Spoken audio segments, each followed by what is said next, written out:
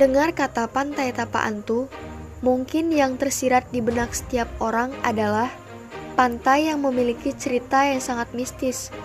Kira-kira ada cerita apa di balik pantai satu ini?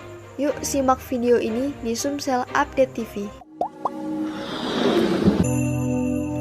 Terdengar sedikit menyeramkan, namun inilah pantai yang menjadi destinasi unggulan desa Batu Belubang. Mengapa pantai ini dinamakan Pantai Tapaantu?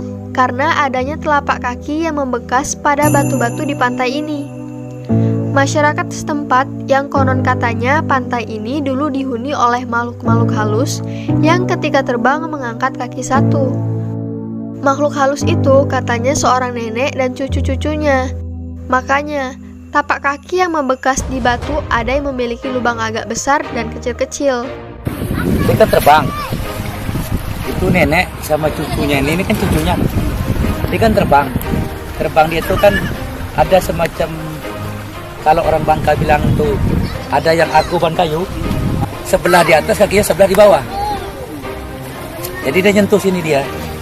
Itu makanya waktu terbang di sana kan agak dalam. Tandasannya kan dalam. Pas naik ke sini kan agak dangkal. Wilayah yang ada gor alam gaib ini wilayahnya salju. Jadi kalau orang nggak kuat ilmunya, terbang aja berat badannya.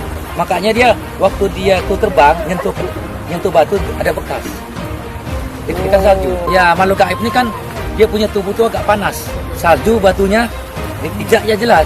Iya. Bebekas dia. Tanda-tanda dia datang panas. Awalnya panas kalau dia datang. Cuacanya panas. Iya. Tempat ini kalau bahasa kita nih agak tenang. Di sini ada jaga keluarga. Selain mempunyai ciri khas jejak telapak kaki di atas batu, pantai ini juga memiliki pemandangan yang tidak kalah menarik dari pantai yang lainnya. Di tempat ini terdapat banyak bebatuan besar di sepanjang pantai, serta pinggiran pantai yang dipenuhi pohon-pohon bakau.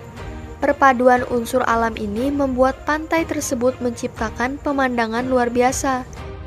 Pantai ini asik juga loh untuk sekedar bersantai, bermain, dan bersuah foto walaupun terkesan mistis.